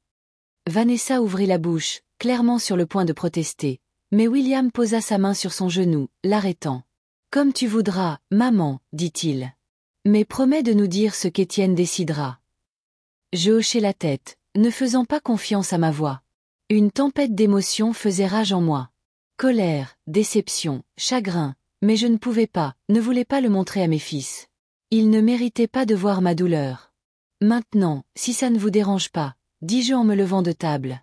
J'aimerais me reposer. Ça a été une journée fatigante. Mais on vient d'arriver, objecta Vanessa. Et nous avons déjà tout dit, dis-je en la regardant froidement. N'est-ce pas? Ils se levèrent à contre-cœur. Je les accompagnai jusqu'à la porte, écoutai leur au revoir formel et acceptai leurs étreintes maladroites. Quand la porte se referma derrière eux, je m'appuyai contre elle et fermai les yeux, sentant mes forces m'abandonner. Je ne sais pas combien de temps je suis resté là. Peut-être 1 minute, peut-être 1 heure. Des fragments de conversation tourbillonnaient dans ma tête. Les visages de mes fils, leurs regards avides évaluant la valeur de la maison. Finalement, je rassemblai mes forces et retournai à la cuisine. Je m'assis à table, fixant les tasses de thé à moitié finies. Chaque tasse se trouvait là où l'un de mes invités avait été assis. Le thé avait refroidi, comme mon cœur envers mes propres enfants. Ils n'avaient pas demandé comment j'allais. Ils n'avaient pas demandé si j'avais besoin d'aide. Ils n'avaient offert aucun soutien, seulement l'argent, la maison, l'héritage. Je sortis mon téléphone et composai un numéro que je connaissais par cœur. Étienne, c'est Véronique. Nous devons nous voir dès que possible. Véronique. La voix d'Étienne semblait inquiète. Quelque chose s'est-il passé? Mes fils sont venus me voir. Ils veulent que je vende la maison. Ils vont lancer une nouvelle entreprise avec l'argent. Étienne fit une pause d'1 seconde, puis soupira. L'histoire se répète, hein? Oui, je sentis ma gorge se serrer. Sauf que maintenant, Théo n'est plus là. Tu n'es pas seule, Véronique, dit doucement Étienne. Je peux passer demain, ou tu peux venir chez moi si tu veux sortir de la maison. Je préfère venir chez toi, décidai-je.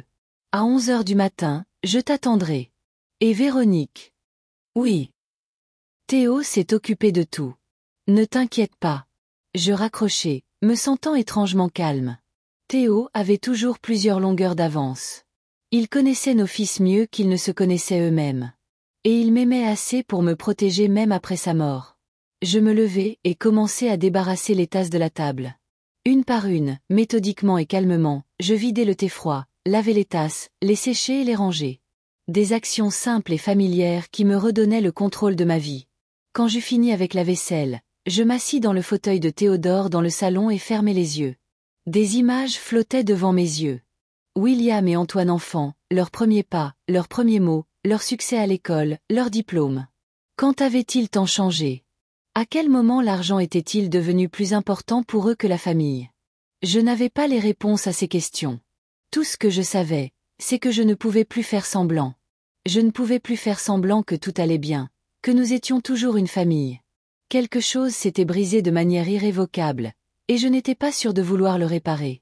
Demain, je rencontrerai Étienne. Je découvrirai ce que Théodore avait prévu, et ensuite je déciderai de la suite. Mais aujourd'hui, je me permettrai juste de ressentir la douleur de la dernière trahison de mes enfants. La douleur n'était pas aussi vive qu'avant. C'était plutôt une douleur sourde, comme une vieille blessure qui ne guérirait jamais complètement. Je pris mon téléphone et envoyai un texto à Nathalie. Ils sont passés. Ils veulent que je vende la maison pour leur nouvelle entreprise. Je rencontre Étienne demain. La réponse arriva presque immédiatement. Je le savais. Tu veux que je vienne avec toi voir Étienne? Oui, répondis-je. S'il te plaît.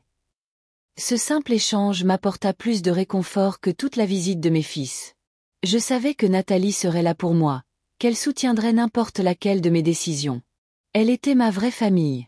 Je regardai l'horloge. Il n'était que 14 heures. La journée qui était censée être remplie de la visite de mes fils était maintenant vide. Mais dans ce vide, je ressentais une étrange liberté. Liberté des attentes, des espoirs de réconciliation, des rêves d'une vraie famille. Maintenant, je pouvais avancer. Et la rencontre de demain avec Étienne était le premier pas. Le lendemain matin, Nathalie et moi sommes arrivés au bureau d'Étienne à 11 heures précises. Son cabinet d'avocat était situé dans un vieil immeuble en briques du quartier des Affaires de Lille, l'un des rares vestiges de l'apogée de la ville. L'enseigne au-dessus de l'entrée, Roland et Associés, était délavée par le temps, mais semblait toujours solide et impressionnante. Nathalie gara sa vieille Ford sur le trottoir, et nous montâmes les marches. À l'intérieur, nous fûmes accueillis par la secrétaire d'Étienne, Denise, une femme de mon âge qui travaillait avec lui depuis près de 30 ans. « Véronique, ma chérie », dit-elle en se levant de son bureau et en me serrant dans ses bras. « Mes condoléances.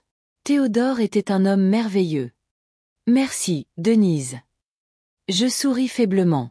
J'avais entendu ces mots des dizaines de fois la semaine passée, mais pour une raison quelconque, venant de Denise, ils semblaient sincères, pas comme une phrase toute faite. « Étienne vous attend, » fit-elle en désignant la porte du bureau. « Voulez-vous du café?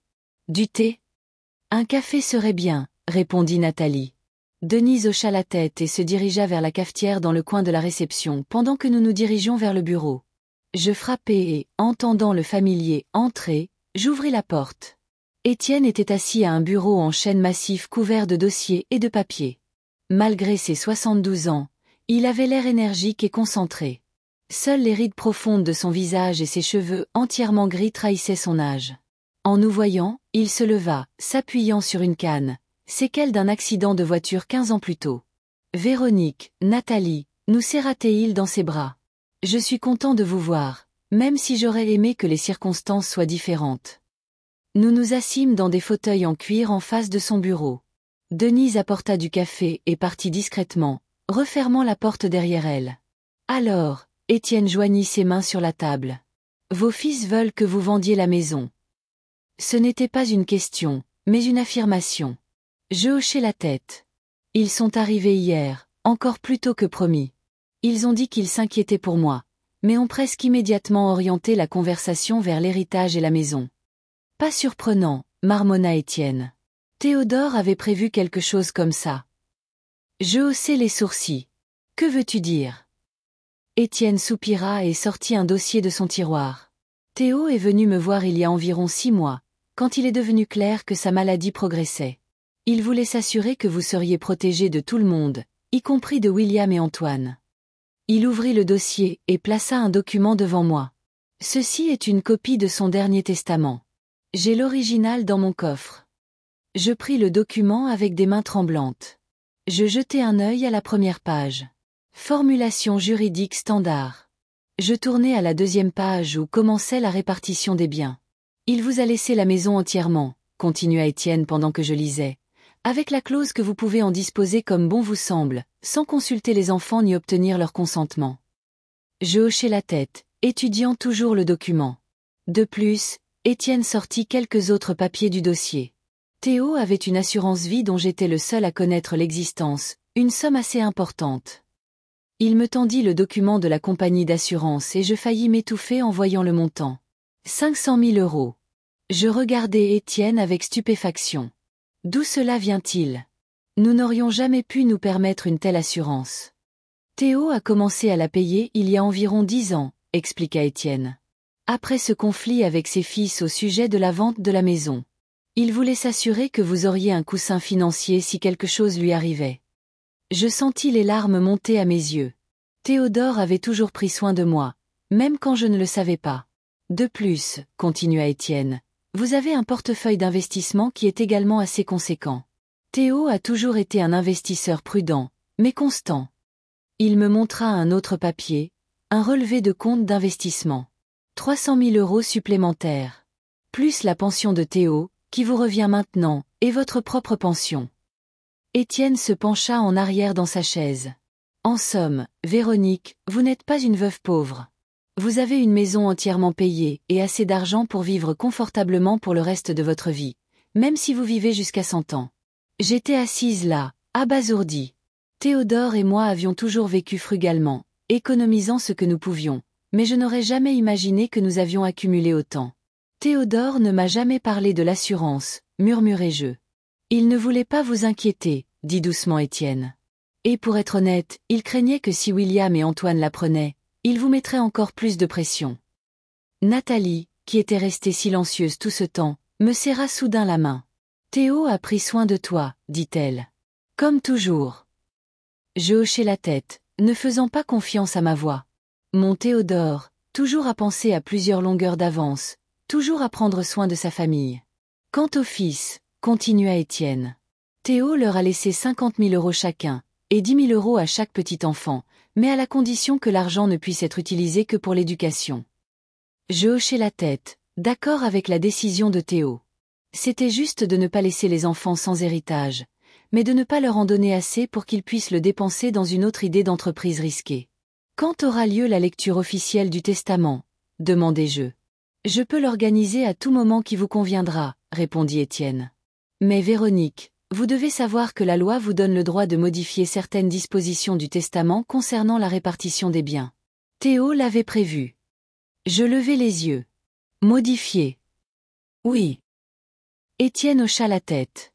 Par exemple, les montants alloués à vos fils et petits-fils. Vous pouvez les augmenter, les diminuer ou les laisser tels quels. J'y pensais. Après la visite de mes fils d'hier, j'avais envie de les déshériter complètement, mais je savais que ce serait trop cruel, et pas ce que Théodore aurait voulu. J'y réfléchirai, dis-je finalement. Quand dois-je prendre une décision? Avant la lecture officielle du testament, répondit Étienne. Mais ne vous pressez pas. Prenez le temps de réfléchir. Je hochai la tête, encore sous le choc des informations que j'avais reçues. Mes yeux parcouraient les documents posés devant moi, la maison, l'argent, l'assurance.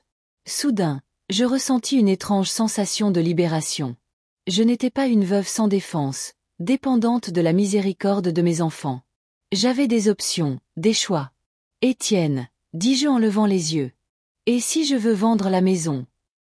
Nathalie se tendit à côté de moi, mais ne dit rien. C'est votre droit, répondit Étienne. La maison vous appartient entièrement. Vous pouvez en faire ce que vous voulez. Mais pas pour donner l'argent à mes fils, je secouai la tête. Pour quelque chose de complètement différent. Étienne se pencha en avant, posant ses coudes sur la table. Vous avez une idée? J'y pensais. L'idée qui se formait dans ma tête était encore très vague, mais elle prenait progressivement forme. Peut-être, dis-je lentement. Mais je dois y réfléchir davantage et en parler à certaines personnes. Étienne hocha la tête, sans demander d'explication. Eh bien, sachez que vous avez la liberté financière de prendre de nombreuses décisions, Et mon soutien, quoi que vous choisissiez. Nous parlâmes un peu plus des détails juridiques. Puis Étienne suggéra de programmer une lecture formelle du testament dans 2 semaines pour me donner le temps de réfléchir. J'acceptai.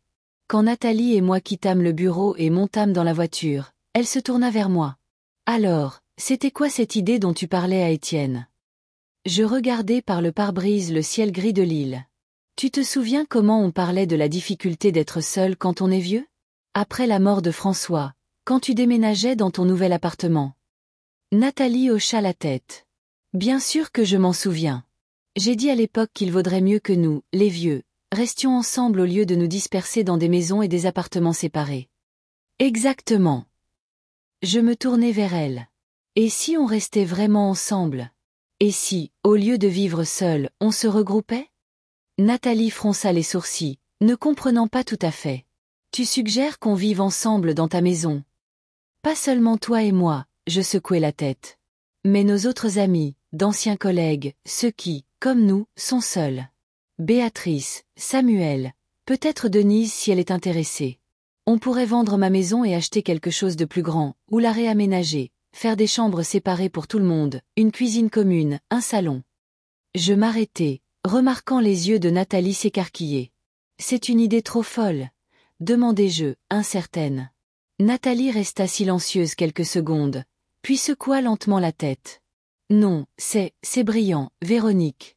Un vrai habitat partagé pour seniors. On pourrait se soutenir, partager les dépenses, s'entraider pour les tâches quotidiennes. Et ne pas être seul, ajoutai-je doucement. Nathalie me serra la main. Discutons-en avec les autres, voyons ce qu'ils en disent. Nous décidâmes de ne pas tarder et de rassembler tous ceux qui pouvaient venir chez moi le jour même. Nathalie s'occupa des appels téléphoniques et je commençai à préparer un dîner léger. À 18h, Nathalie, Béatrice Toussaint, Samuel Morin et sa femme Loretta, et Denise, intriguée par notre proposition et venue directement du travail, s'étaient réunis chez moi. Nous nous assîmes dans le salon avec des tasses de thé et de café, et j'expliquai mon idée. Au début, tout le monde resta silencieux, réfléchissant à ce qu'ils avaient entendu. Puis, Béatrice, toujours pratique, commença à poser des questions. Où vivrions-nous? Combien cela coûterait-il? Comment répartirions-nous les responsabilités? Je n'avais pas de réponse toute prête à toutes les questions, mais l'idée m'avait déjà saisi. On pourrait acheter une grande maison, dis-je. Ou même plusieurs maisons voisines. Chacun aurait sa propre chambre ou son petit appartement, mais on partagerait les espaces communs, la cuisine, le salon, le jardin. Et les dépenses, demanda Samuel, pensant toujours au côté financier. On les partagerait entre nous, répondis-je. Chacun contribuerait selon ses moyens. De plus, en unissant nos forces, on économiserait sur les charges, les courses et les transports. Et si quelqu'un tombe malade? Demanda Loretta, la femme de Samuel, qui avait récemment subi une opération du cœur. On s'entraiderait, intervint Nathalie. N'est-ce pas mieux d'être malade entouré d'amis que seul? Et on pourrait engager de l'aide si nécessaire, une infirmière par exemple, mais on partagerait les coûts. Peu à peu, l'idée commença à prendre forme. Béatrice, ancienne comptable, se chargea de calculer les coûts possibles. Samuel, qui avait de l'expérience dans la construction, suggéra plusieurs options pour l'organisation de l'espace de vie. Denise, à la surprise de tous, se révéla familière avec les aspects juridiques de la création d'une telle communauté. C'est assez courant en Europe, dit-elle. On appelle ça l'habitat partagé pour seniors. J'ai lu des articles sur de tels projets. Nous parlâmes tard dans la nuit. L'idée, qui avait commencé comme une notion vague, se transforma progressivement en un plan concret. Chaque personne présente ajouta quelque chose, suggérant des solutions aux problèmes qui pourraient survenir. Quand tout le monde partit enfin, convenant de se revoir dans quelques jours pour de plus amples discussions, je restai assise dans le salon, me sentant étrangement excitée. Pour la première fois depuis la mort de Théodore, je ressentais quelque chose comme de l'espoir. Pas seulement l'espoir de survivre seul, mais l'espoir de créer quelque chose de nouveau et de significatif. Je pris mon téléphone et envoyai un message à mes 2 fils. Nous devons parler de l'héritage. Venez samedi prochain à 14h. La réponse de William arriva presque instantanément. Super. On sera là. Antoine répondit quelques minutes plus tard avec un message similaire. Je posai mon téléphone, me sentant étrangement calme. Maintenant, je savais ce que je voulais faire de l'héritage de Théodore, et ce n'était pas du tout ce que mes fils attendaient.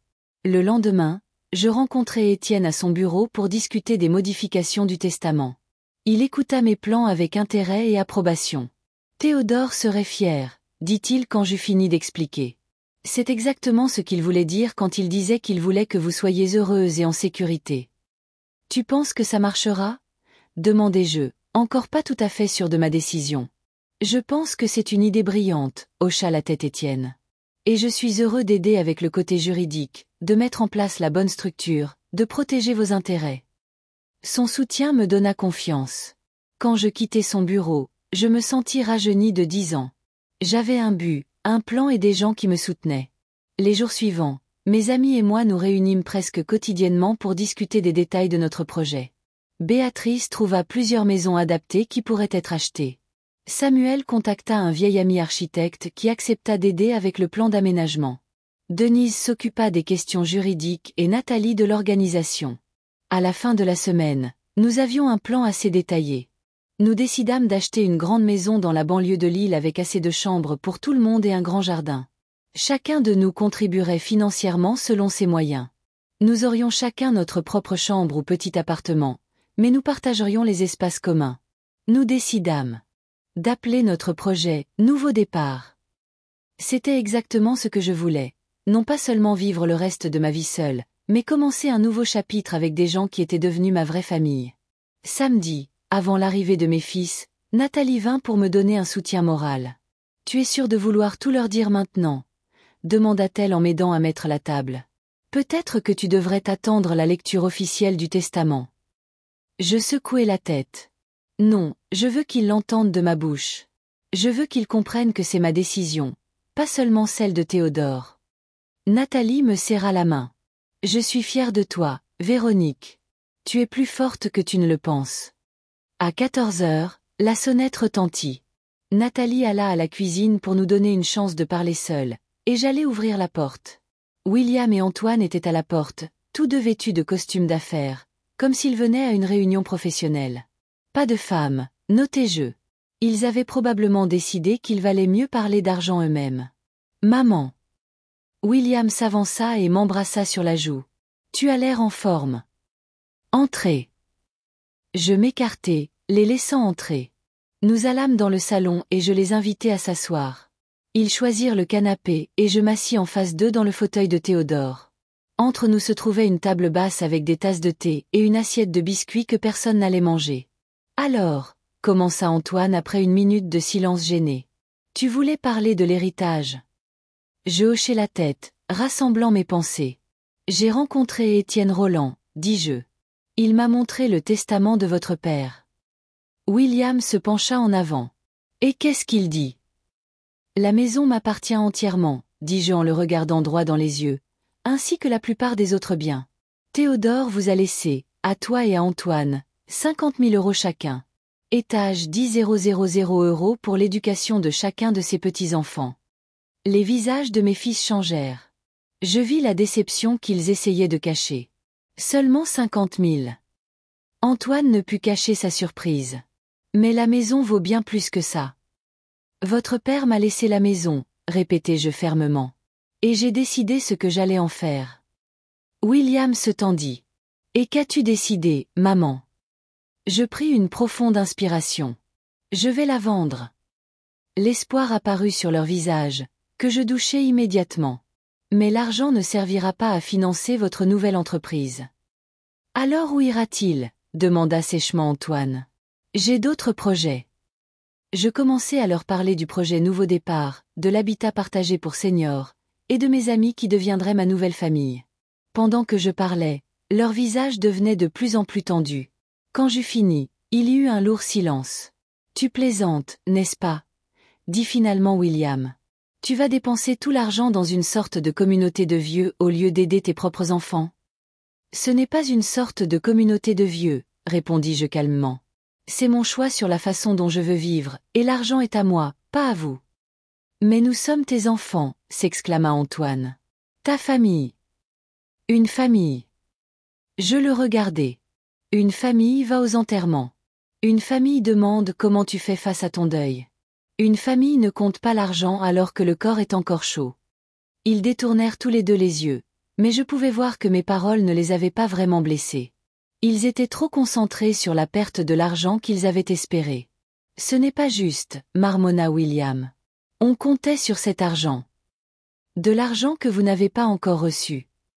Je secouai la tête. Ça ne s'appelle pas compter dessus. Ça s'appelle être avide. Maman. Antoine semblait choqué.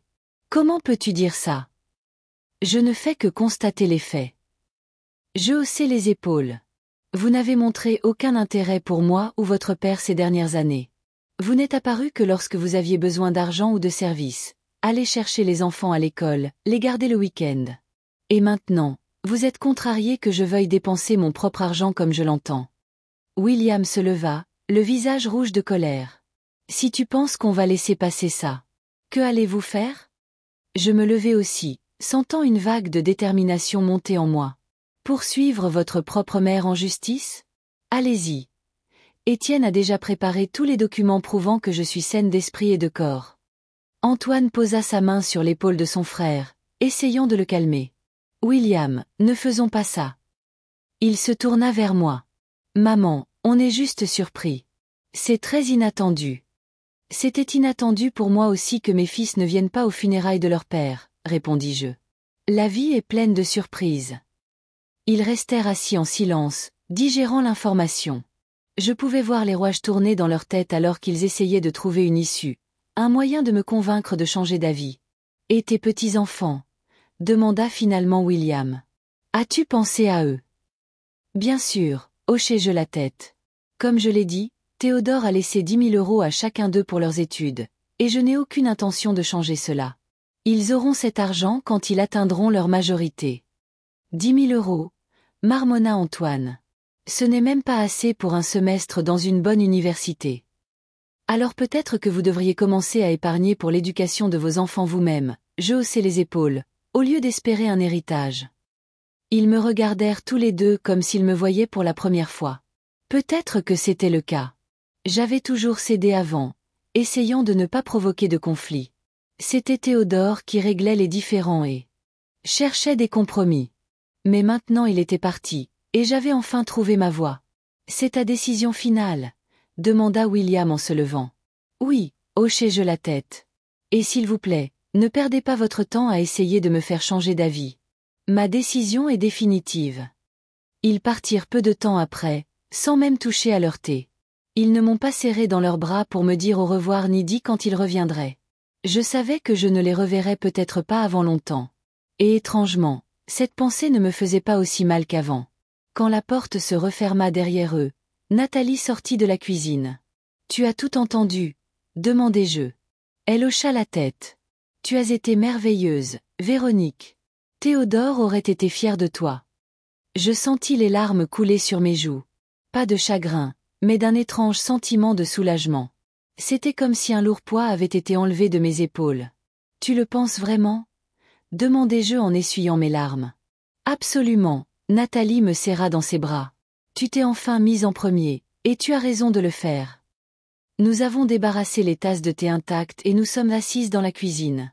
Je me sentais vidée après cette conversation, mais en même temps, étrangement rafraîchie, comme si j'avais traversé un feu purificateur. « Tu penses qu'ils l'accepteront un jour ?» demandai-je à Nathalie. Elle réfléchit un instant. « Avec le temps, peut-être. Quand ils réaliseront que leur tactique de pression ne fonctionne pas. Mais même s'ils ne le font pas, Véronique, tu as fait le bon choix.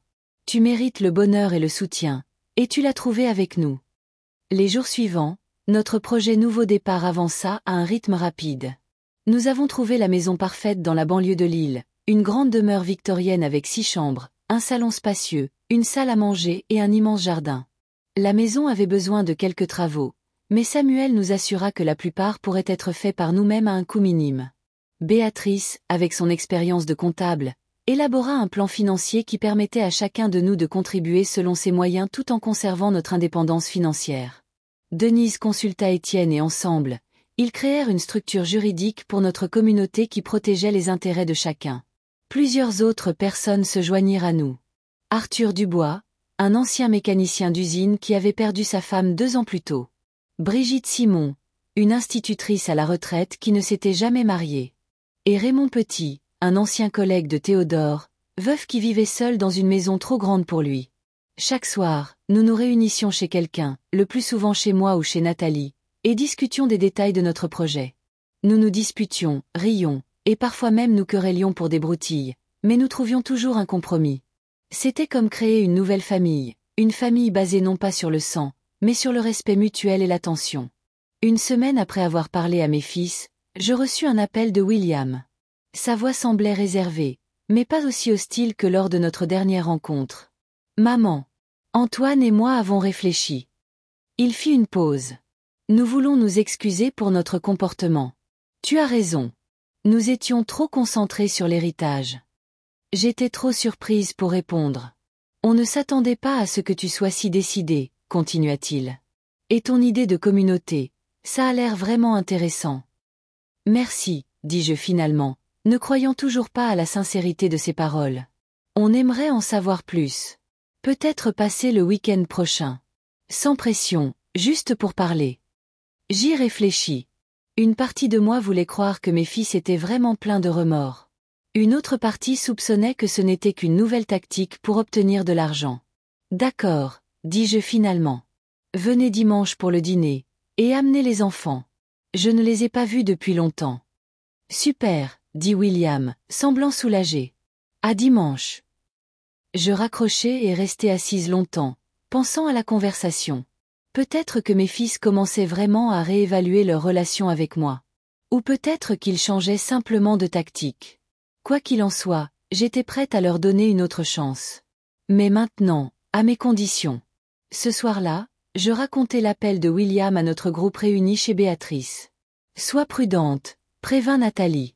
Il joue peut-être juste les repentis pour essayer de te faire changer d'avis plus tard. Je sais. Je hochai la tête. Mais ce sont toujours mes enfants. Je veux croire qu'il reste encore quelque chose de bon en eux. Bien sûr, ma chérie. Béatrice me tapota la main. Ne les laisse simplement pas te manipuler. Je ne le ferai pas, dis-je fermement. Ces jours sont révolus. Nous sommes retournés à la discussion de notre projet. Samuel sortit les plans que son ami architecte avait dessinés.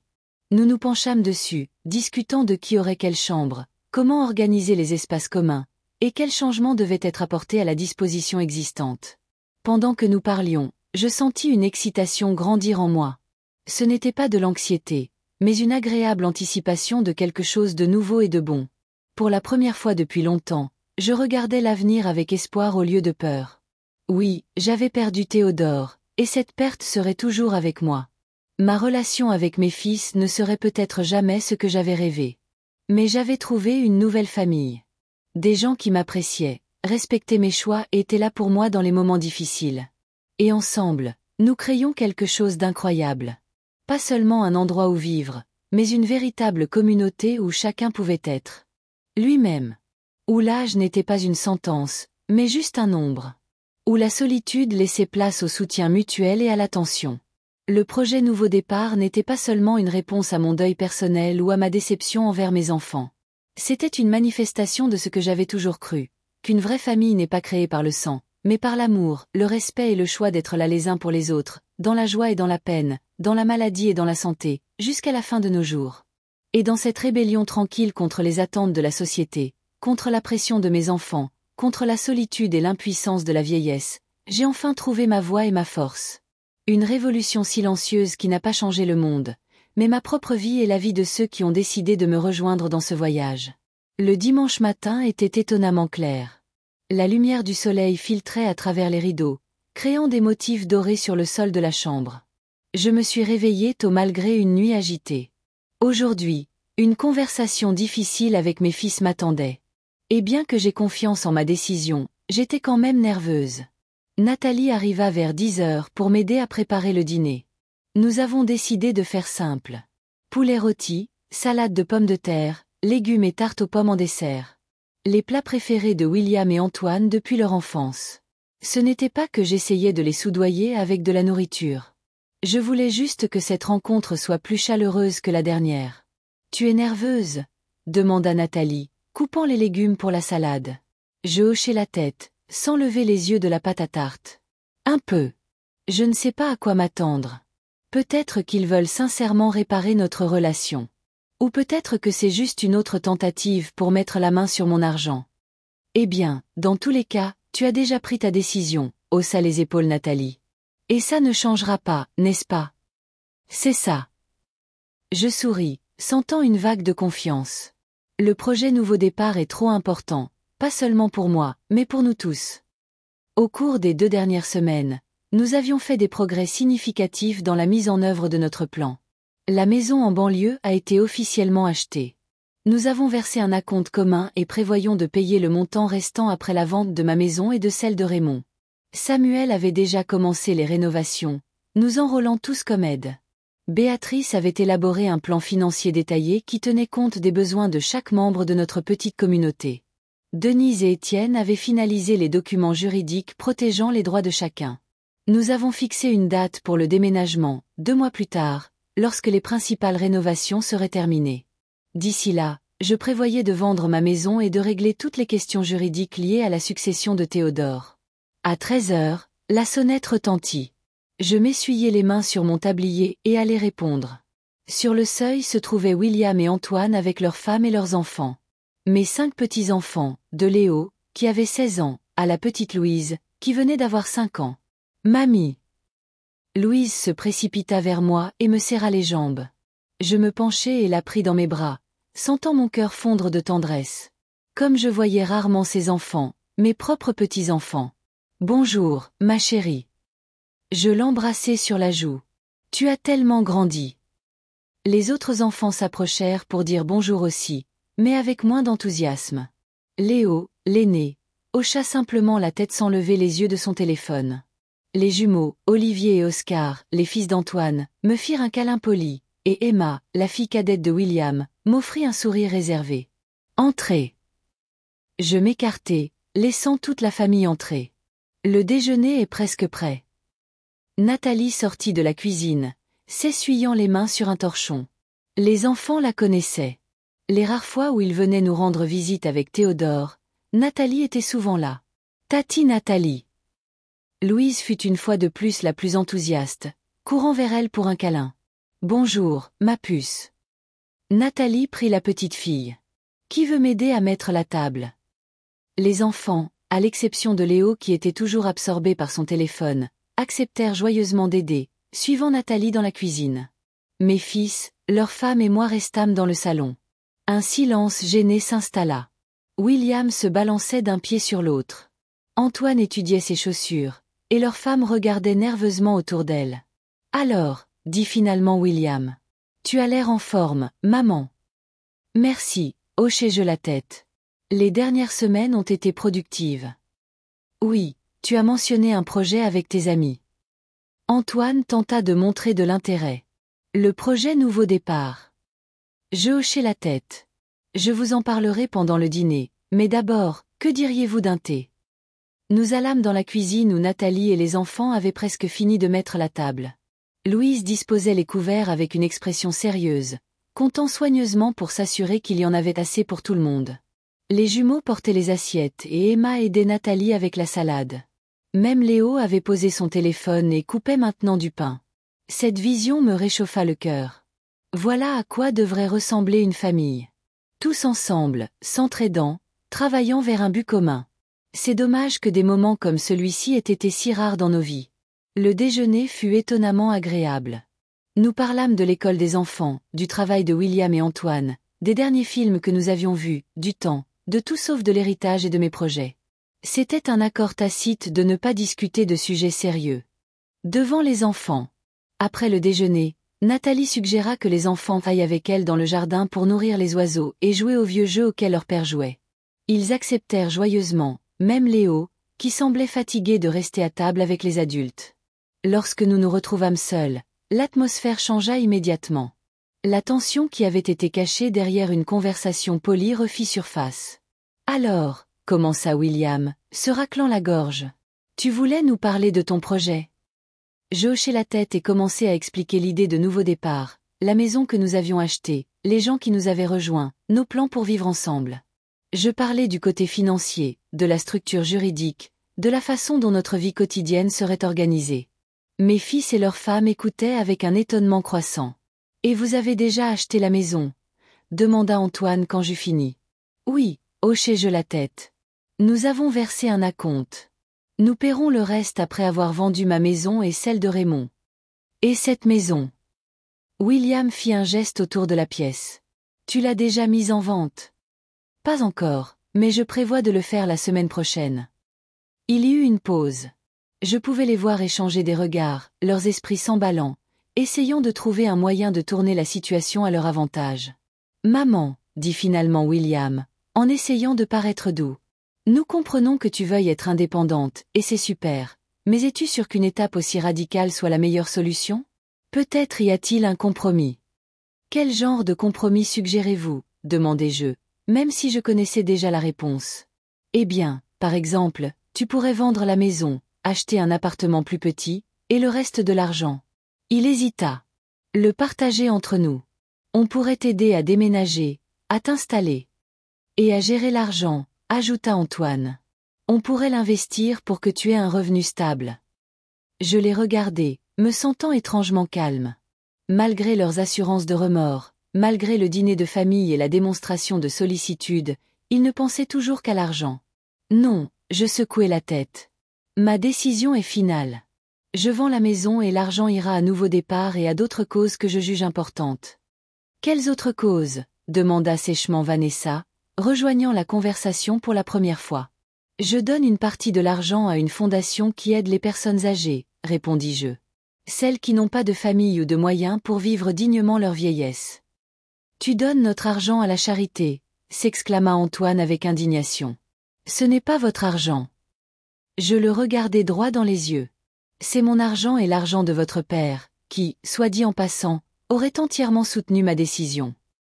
Papa voudrait que tu t'occupes de la famille, objecta William. C'est exactement ce que je fais. Je hochai la tête. Je m'occupe de ma famille. Les gens qui étaient là pour moi et votre père pendant les moments difficiles. Les gens qui sont venus à ses funérailles, contrairement à ses fils. Mes mots firent mouche. William et Antoine baissèrent les yeux, leurs femmes semblant mal à l'aise. On s'est déjà excusé pour ça, marmonna William. Excuse acceptée. Je hochai la tête. Mais ça ne change pas ma décision. Et les petits-enfants ?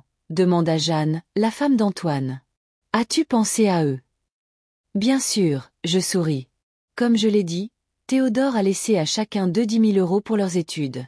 Cet argent les attendra quand ils iront à l'université. Seulement 10 000 €, demanda Vanessa, incrédule. C'est une goutte d'eau pour une bonne éducation. Alors, il faudra que vous commenciez à épargner vous-même, je haussai les épaules, comme le font la plupart des parents.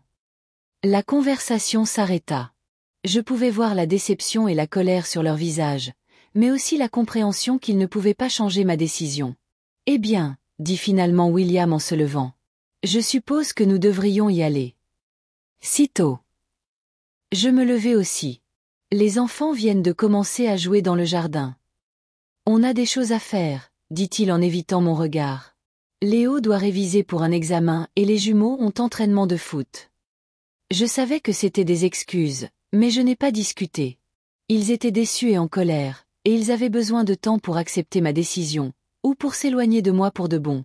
Nous sortîmes dans le jardin où Nathalie et les enfants étaient absorbés par une partie de cache-cache.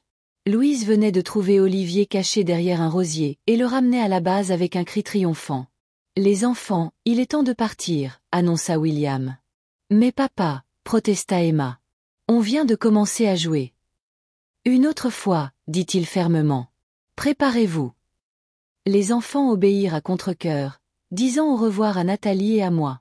Louise me serra fort dans ses bras, ne voulant pas me lâcher. « Je veux rester avec mamie », dit-elle, presque en pleurant. « Une autre fois, ma chérie », dit Vanessa en la tirant loin de moi. Mamie est très occupée avec son nouveau projet. Il y avait du venin dans sa voix, mais je l'ignorais, me penchant vers ma petite fille. Je suis toujours heureuse de te voir, Louise. Et toi aussi, Emma, et vous les garçons. Venez me voir quand vous voulez. On verra quand on aura le temps, dit froidement Jeanne en poussant les jumeaux vers la voiture. Je restai sur le porche, les regardant s'éloigner. Une partie de moi ressentait une profonde tristesse. Mes propres enfants, mes petits-enfants partaient, peut-être pour longtemps. Une autre partie ressentait un étrange soulagement. Plus besoin de prétendre que nous étions une vraie famille, qu'il y avait de la chaleur et de la proximité. Entre nous. Alors, demanda Nathalie quand les voitures disparurent au coin de la rue. Comme je m'y attendais, soupirai-je. Ils espéraient toujours l'argent, et ils sont très déçus de ne pas l'obtenir. Ils s'en remettront, Nathalie posa sa main sur mon épaule. Ou pas. Quoi qu'il en soit, tu as fait le bon choix. Je sais, hochai-je la tête. C'est juste triste de voir ce que notre famille est devenue. Tu auras une nouvelle famille. Nathalie me serra les épaules. Des gens qui tiennent vraiment à toi. Je souris, sentant le poids se lever de mon cœur. Elle avait raison. J'aurai une nouvelle famille. Une famille que j'avais choisie et qui m'avait choisi.